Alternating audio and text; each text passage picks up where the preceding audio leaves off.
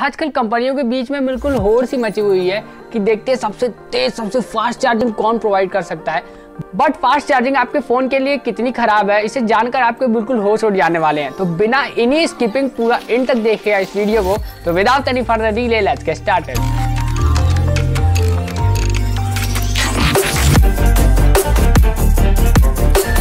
तो चलिए पहले समझते हैं कि बैटरी काम कैसे करती है। बैटरी के अंदर दो पोल्स होते हैं, एक पॉजिटिव एक निगेटिव। निगेटिव में टन्स ऑफ इलेक्ट्रॉन्स होते हैं जो कि पॉजिटिव में नहीं होते और वो क्या करते हैं नेचुरली पॉजिटिव की तरफ मूव होना चाहते हैं। और जब वो पॉजिटिव की तरफ मूव होते हैं तो उसी समय हमारे फोन को पावर मिलती है।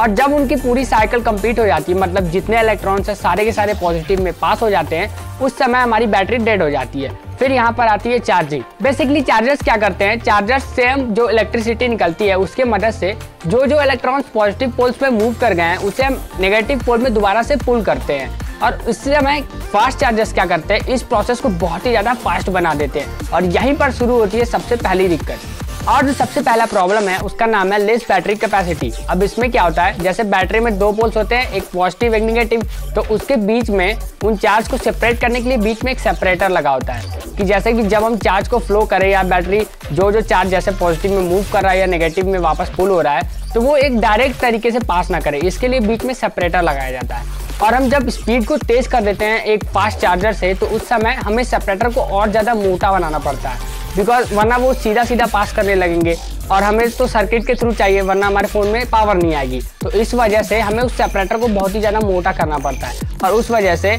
हमें एक्चुअल में जो बैटरी यूज़ करने वाली जो यूजेबल बैटरी है उसकी साइज़ कम मिलती है। और इसमें आपने बहुत बार देखा होगा कि जिन फ़ोन्स में कुछ हो ना हो अगर उनमें फास्ट चार्जर है तो उन फ़ोन की साइज़ पक्का बड़ी होगी। और जो दूसरी प्रॉब्लम शुरू होती है उसका नाम है ओवर हीटिंग। अब faster charging means faster transfer of electrons और नतीजा गाजर का हलवा।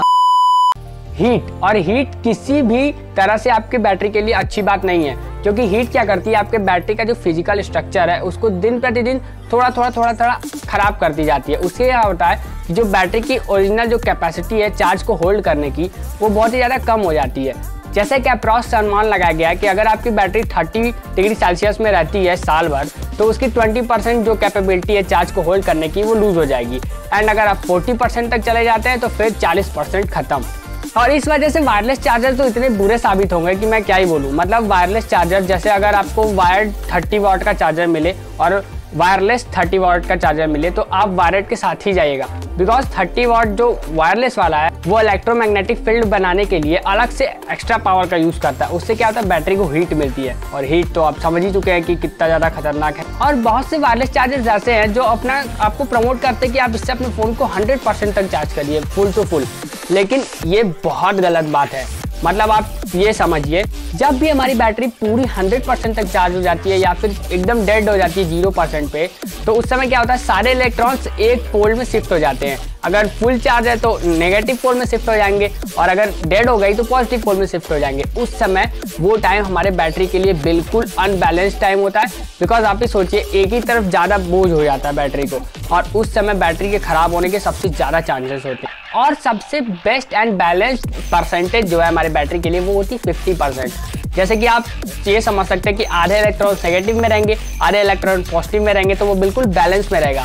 और आपने एक बात तो नोटिस की होगी कि जब भी हम कोई नया फ़ोन खरीदते हैं तो उसकी बैटरी अप्रॉक्स 50% ही रहती है।